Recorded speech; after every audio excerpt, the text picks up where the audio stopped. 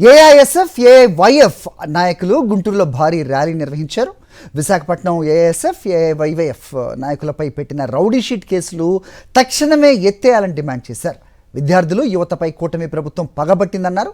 మంత్రి లోకేష్కు వ్యతిరేకంగా నినాదాలు చేశారు. విద్యార్థుల గొంతుకును కూటమి ప్రభుత్వం అణచివేయలేదన్నారు స్టూడెంట్ నేతలు. విద్యారంగంలో సమస్యల పరిష్కారానికి పోరాడుతున్న ఏఐఎస్ఎఫ్ అలాగే ఏఐవైఎఫ్ నాయకులపై కూటమి ప్రభుత్వం రౌడీ షీట్స్ ఓపెన్ చేయడం దుర్మార్గం అన్నారు. తక్షణమే ఈ రౌడీ షీట్లు వెనక్కి తీసుకోవాలని డిమాండ్ చేశారు విద్యార్థి నేతలు.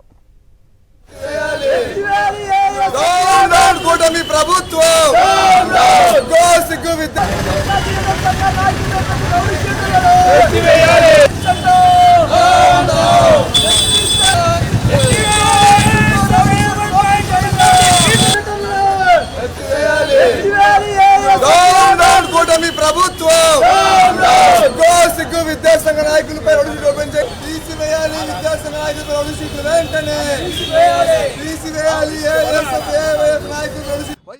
ప్రశ్నిస్తే రౌడీ షీట్లు పెంచేస్తావా? కాబట్టి ఖబర్దార్ మిస్టర్ నారా లోకేష్, ఏఎస్ఎఫ్ గా తెలియజేస్తా ఉన్నాం, మేము ఎక్కడ వెనకడుగు లేసేది లేదు. నువ్వు రౌడీ షీట్లు ఓపెన్ చేసినా కూడా ఖచ్చితంగా విద్యార్థుల కోసం ఈ రాష్ట్రంలో పోరాడతాము. విద్యార్థి గొంతుగా ఏఎస్ఎఫ్ గా నిలుస్తాము. అదేవిధంగా పవన్ కళ్యాణ్ గారు తెలియజేస్తా ఉన్నాం, ప్రశ్నిస్తా అని చెప్పని పార్టీ పెట్టే పవన్ కళ్యాణ్ గారు ఈ రోజు మీరు అధికారంలో భాగస్వామి అయిన తర్వాత మీ నోరు మోగబోయిందని చెప్పని ఏఎస్ఎఫ్ గా ప్రశ్నిస్తా ఉన్నాం. ఈ రాష్ట్రంలో ఎక్కడ పూర్తిగా ప్రజాస్వామ్యం బతికిలేదు. మీరేమో ప్రజాస్వామ్యం గురించి మాట్లాడుతున్నారు. ఈ రాష్ట్రంలో మీ పొలిటికల్ పార్ట్నర్స్ నారా చంద్రబాబు నాయుడు, నారా లోకేష్ గారు పూర్తిగా విద్యార్థి సంఘాల నాయకులపైన, వామపక్ష సంఘాలపైన కట్టడి చేస్తా ఉన్నారు. కాబట్టి స్పష్టంగా తెలియజేస్తా ఉన్నాం, 3 రోజులు డెడ్ లైన్ ఇస్తా ఉన్నాం ఈ ప్రభుత్వానికి. జనవరి 3వ తారీఖు లోపల ఏఐఎస్ఎఫ్ ఏఐవైఎఫ్ నాయకులపైన విశాఖపట్నంలో తెచ్చిన రౌడీ షీట్ ని వెనక్కి తీసుకోకపోతే మాత్రం రాష్ట్ర వ్యాప్తంగా పెద్ద ఎత్తున ఇతర విద్యార్థి సంఘాలని, యువజన సంఘాలని, ప్రజా సంఘాలని, పార్టీలు కలుపుకొని కూటమి ప్రభుత్వ కూసాలను కదిలిస్తామని చెప్పని హెచ్చరిస్తా ఉన్నాం. మీరు చెబితే భయపడడానికి, మీరు హెచ్చరిస్తే భయపడిపోవడానికి, హడలెత్తిపోవడానికి మేము నిన్న మొన్న పెట్టిన విద్యార్థి యువజన సంఘాలు కాదు, స్వాతంత్ర సంగ్రామంలో పాల్గొన్న విద్యార్థి సంఘాలుగా, వామపక్షాలుగా చెప్తా ఉన్నాము.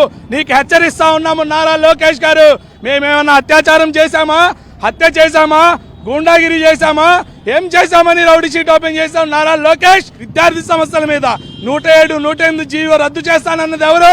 నారా లోకేష్. 50% సీట్లు జగన్మోహన్ రెడ్డి అమ్ముకుంటున్నాడని చెప్పింది ఎవరు? నారా లోకేష్. నిరుద్యోగ భృతి ఇస్తానన్నది ఎవరు?